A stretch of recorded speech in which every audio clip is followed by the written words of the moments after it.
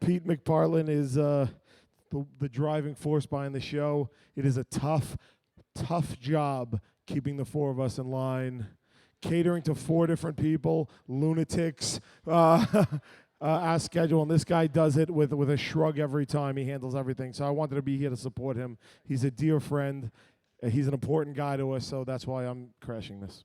Okay, first off, we hear executive producer, showrunner.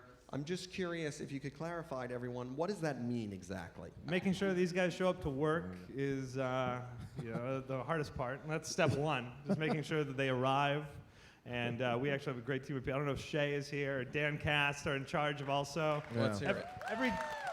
Every day of Impractical Jokers begins with these guys receiving a text message very early in the morning saying, "Are you awake?"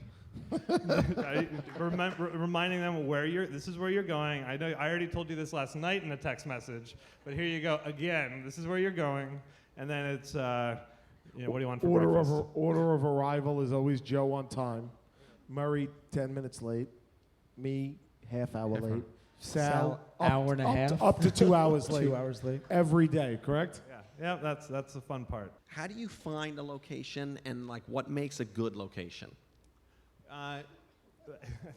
Well, air conditioning. Yeah, exactly. Different answers from these guys. Air conditioning, and then heat, and then air conditioning, and then heat, all on the same day. Well, you're not the one on television looking like a fat, sweaty son of a bitch. That's gonna happen no matter what. Yeah, I know, but a little AC will help.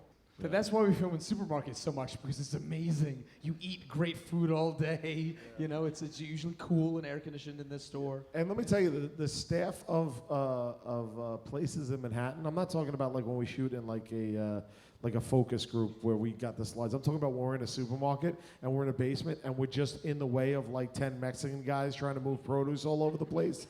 They don't like you. They don't give a shit about your show. They're like, yo, hombre, get out of my way. Hombre with the H. Yeah. You hit the H. You hit the H. Do you ever feel like you have to restrict the guy's comedy in, maybe this is a little too far? I mean, I'm sure sometimes, but for the most part, do you feel like you're censoring them a lot or not really? No, I think, truTV, our network, is they're very cooperative, and they really give us free reign to pretty much do whatever we want. It's very, very, very, very rare that we ever get into a real creative disagreement with the network about this is something we want to do, and they disagree with it. That just doesn't happen very often, and we don't really tell them much about what we are doing. It's kind of, we'll tell them, they'll just ask kind of general questions. Oh yeah, that sounds funny. What type of crazy thing are you gonna make? Or you're also speaking from the perspective of season 5 now, though. Season 1 and 2 wasn't like that. It was a little more difficult. We challenging. had to gain the trust of the network, which we did. The first season of a TV show is always the most difficult because you're literally creating the template for what the series, the Bible, so to speak, for what the series will be and what the tone will be. And there was a lot of struggling with what the tone was then. And I think we came to a good place with it. So, public Q&A. Hi, my name is Cliff, and I'm just wondering regarding punishments. Has there ever been a situation where you started into a punishment and it became so logistically impossible that you couldn't carry it through? You know what's a pain in the ass? Insurance. Insurance is a real pain in the ass. My dad works in insurance. My dad's whole family.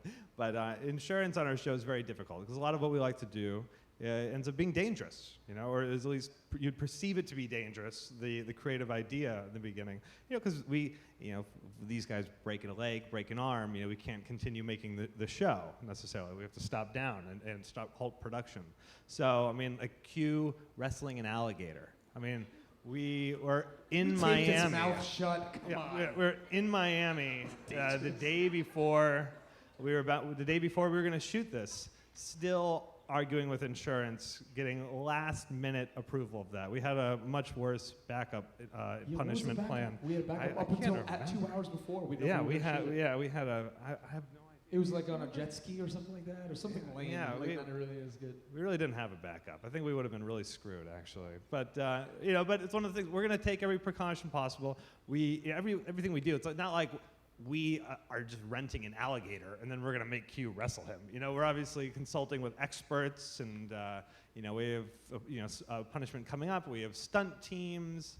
You know, we go through precautions, but usually if there's a hang-up, it's insurance.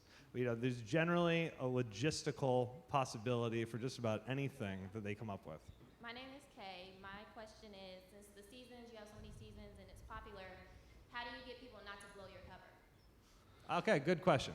Great question. I mean, the biggest thing is, well, 10 seconds. 10 seconds. The biggest thing is people do recognize us, and we say, thanks for being a fan, but can you keep going? You know, Sal's line is, the thing you know me from is happening right now. So you please be a friend of the show and kind of keep walking through the grocery store. We take him out back and they beat the crap out of us. Thank you very much, Pete. Thank you very much. Thank you. Thanks a lot for Thank that. you, guys.